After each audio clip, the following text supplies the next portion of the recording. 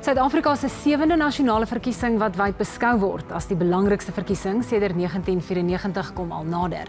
Die afgelope naweek was juist die eerste geleentheid vir nuwe kiesers om te registreer en vir ander kiesers om seker te maak hulle is gereed om volgende jaar hulle kruisies te kan trek. Daar is net meer as 39 miljoen stemgeregtigdes in Suid-Afrika.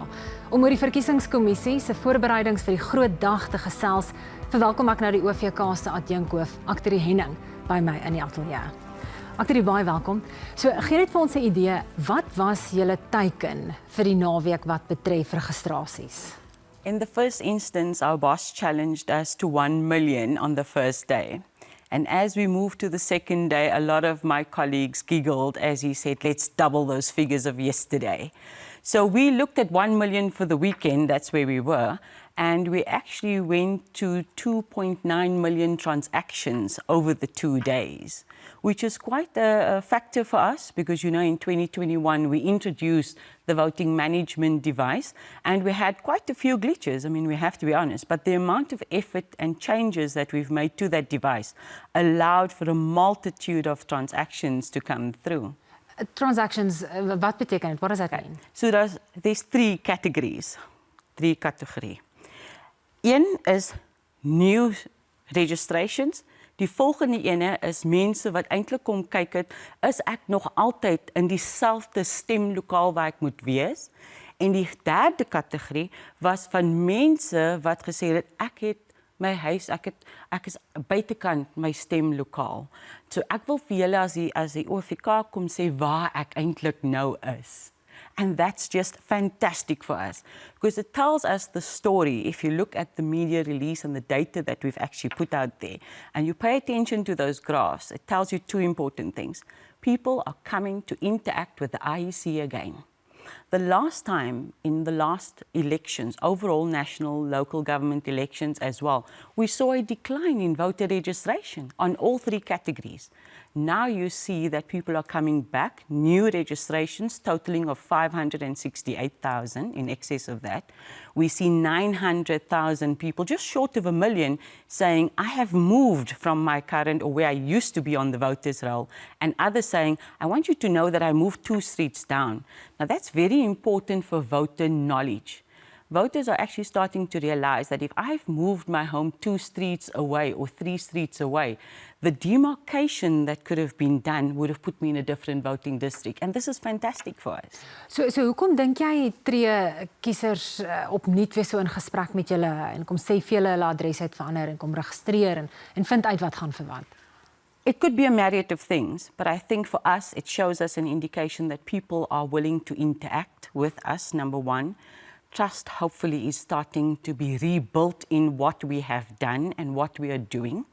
Obviously, the voter campaigns that we do and the voter education that we've been doing in the last couple of years, and especially the heightened voter education that we've done in terms of it's your democracy, go and own it. Only you can make that change. I often, before I even started working at the IEC, used to tell people, if you don't make a mark, don't complain, because you hold the key to making that change. So, okay, ons is nou in die aanloop tot volgende jaar se verkiesing. Een groot besprekingspunt is die feit dat daar onafhanklike kandidaate op die stembrief gaan wees. Ek sien jy rol jou oë. Watter logistieke uitdagings bied dit vir julle? From a logistical point of view, it will mean that we will have to increase the printing of the ballot papers. In a national election, you only used to get 2 ballot papers. When you go to a local government election, and if you're in a metro, you may, and in local levels, you'll get 3 ballots. So in a local government election, the 3 ballot system was there already. You are now going to get 3 ballot papers. So it means that instead of printing X amount times 2 times whatever else, you're now going to be printing 19 different versions of ballot papers. Now, for us, from a logistics point of view, we have made provisions, okay? So it will impact on your voting process in the voting station because you're now going to have 3 ballots that may be this long or that wide, okay? And for us, the worry is the choice that the voter is going to be making is no longer this ballot paper, it's this, or it's a multitude of this and that. And remember, that choice that a voter makes on that particular ballot is the only thing that translates into a seat calculation. So the confusion, perhaps I didn't mark the correct box. There were so many boxes. I had an idea what I wanted to go for, but now there's so many boxes. So from your voting process, making sure that we'll have enough logistical capability to get the voter queues shortened, because you're going to spend a bit more time in the ballot booth now, to our logistical process for our counting, it's going to impact on, because we're going to have to make sure how we count, how we train our people as we count in the counting process, and the results capturing is on point. We do have an audit team that assists us, but still we need to be on point. We're going to have to make sure that our voter education is ramped up. This is what your ballot paper is going to look like, South Africa. This is what it's going to mean for you as an eligible voter. And make your mark clearly. Maar daar's onduidelikheid oor van hierdie kandidaate net om op daai stembrief te kom. Ek weet dat daar 'n saak voor die hof is van ek dink julle het ook gesê dat daai drempel hoër opgeskuif moet word. Van die onafhanklike kandidaat het gesê dat hulle net 1000 handtekeninge moet hê voordat hulle op die stembrief moet wees. Julle sê dit moet meer wees, ten minste 10000 handtekeninge wat hulle by Suid-Afrikaners moet gaan kry voordat hulle op die stembrief gebring gaan word. Het ons duidelikheid oor hoeveel handtekeninge nodig is voor 'n kandidaat op die stembrief gaan wees? Ons is reg vir dit. Ons is reg vir whatever keuse, whatever choice the Constitutional Court is going to give us.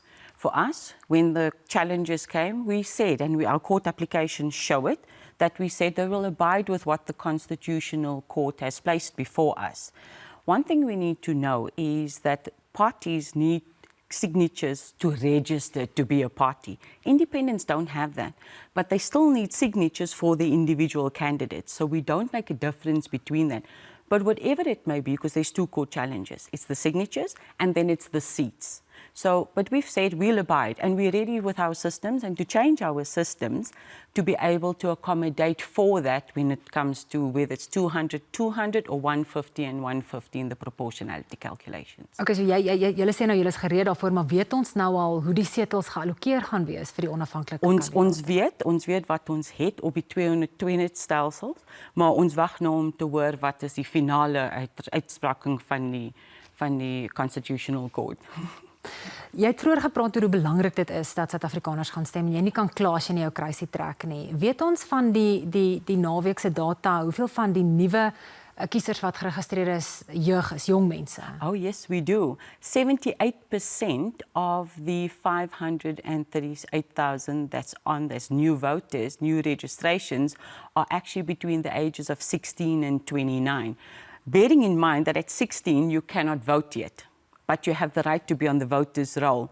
But a huge portion of that population of the new registration is allocated or has been made. They've made their first step to act in their making their mark. And I hope, and my plea is, that everybody who's come out to register and to check their VDs or change their voting districts is also going to assist and allow that to be translated to a vote. Because we normally see high voter participation and we see low voter turnout at the voting stations.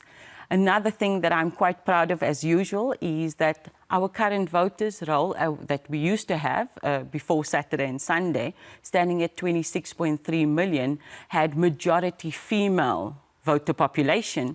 And again, in this 500,000 that came out as new registrations, 52% is females. And a majority of them is sitting in the age category between 18 and 29. Akthari, dan net laastens, soos wat ek in my inleiding gesê het, baie mense sê hier is die belangrikste verkiesing in die land sedert 1994. Daar is sprake dat die ANC vir die eerste keer onder 50% gedwing gaan word. Oudregter Johan Kriegler het gesê die ANC sal vreedsaam mag oorhandig. Het julle enige gebeurlikheidsplanne vir indien die resultate nie aanvaar word nie? Het sy dit nou deur die ANC is of ander partye volgende jaar? We have always had a process for any objection, okay? And we've always been able, even in 2019, my first election at the IEC, it was not an easy one, okay, that had come on board. But it's amazing how there is an administrative process amongst the National Party Liaison Committee to take these discussions to say, do you understand that if we put an end to this, what it would mean? what it would mean not to have anybody in the place to be able to govern this. Will we be able to do the logistical capabilities to be able to run or rerun an election? And those are things that we preempt and to a certain extent, but we always look at the liaisons first, at the political levels where they get involved, we watch, but always being ready for anything that could come in future. Baie dankie en baie sterkte, Akhtari. Baie dankie en dankie dat julle my gehad het.